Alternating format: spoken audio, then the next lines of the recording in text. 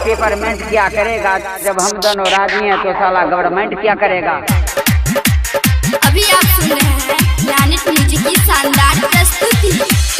के हम बहुतारी गे बंद नहीं करी है क्या बारी गे, केतनो तू देबही गारी गे, मिलय बहु बसवारी में, मिलय बहु बसवारी में। के हम बहुतारी गे बंद नहीं करी है क्या बारी गे, केतनो तू देबही गारी गे, मिलय बहु बसवारी में। साथ में आया देखो टोली है, साथ में आया देखो टोली है, लवहरा बुरा नहीं मानो आज होली है, जान बुरा नहीं मानो आज होली है। बुरा नहीं मानो आज होली है, जान बुरा नहीं मानो आज होली है, होली है। अभी आप सुन रहे हैं प्लैनेट म्यूजिक की शानदार प्रस्तुति।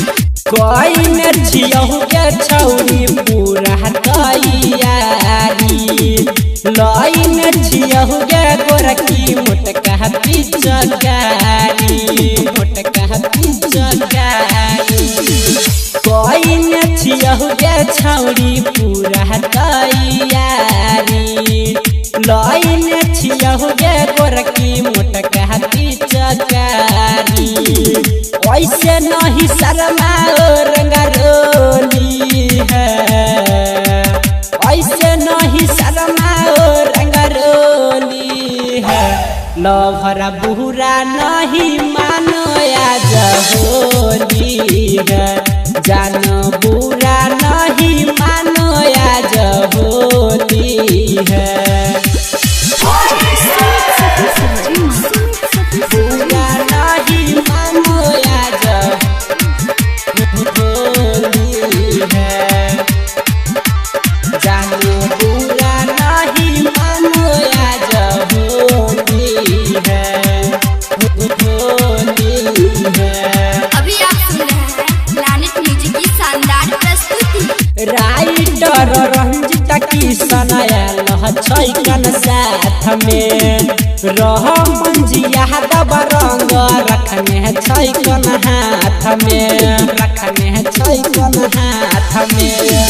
चंदुआ रह में सभी बेकयल छैकन साथ में, रह मंजिया दब रंग रखने छैकन हाथ में।